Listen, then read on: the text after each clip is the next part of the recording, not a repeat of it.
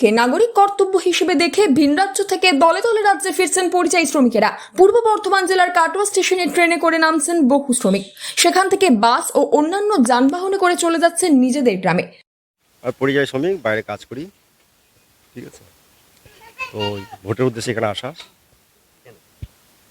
এসেছি, কারণ ভোটটা হচ্ছে আমাদের নিজস্ব একটা ব্যক্তিগত ব্যাপার। আমি পরিযায়ী শ্রমিক, ঠিক আছে, তাই ভোট দেওয়াটা আমার অধিকার আছে, সেই হিসেবে ভোট দেওয়া আমার বাড়ি আসা।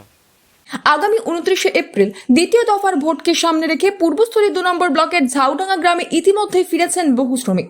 স্থানীয় সূত্রে জানা গিয়েছে, এই গ্রাম থেকে প্রায় 600 থেকে 700 জন পরিযায়ী শ্রমিক ভিন রাজ্যে কর্মরত। তাদের মধ্যে অনেকেই ভোটের আগেই বাড়ি ফিরছেন, বাকিরাও ভোটের আগে ফিরে আসবেন বলে খবর পরিবার সূত্রে। ভোট দেওয়ার পর আবার আমরা যেখানকার পশ্চিম রাজস্থান ফিরে যাব। ঝাউডাঙ্গার বাসিন্দা মঙ্গলবাগ বলেন, আমি পরিযায়ী শ্রমিক, বাইরে কাজ করি, ভোট দেওয়া আমার অধিকার, তাই এসেছি। একই সুর শোনা গেল আর এক শ্রমিক রমেশ বাগের গলাতেও। তার কথায়, ভোট দেওয়ার জন্যই এসেছি, এটা আমাদের অধিকার, ভোট দেওয়া হয়ে গেলে আবার কাজে ফিরতে হবে।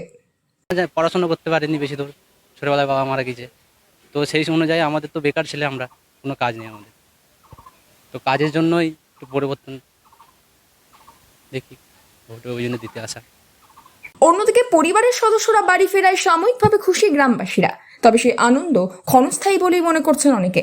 কারণ ভোট পর্ব মিটলেই আবার কাজের সন্ধানেই ভিন রাজ্যে পাড়ি দিতে হবে অধিকাংশ শ্রমিককে।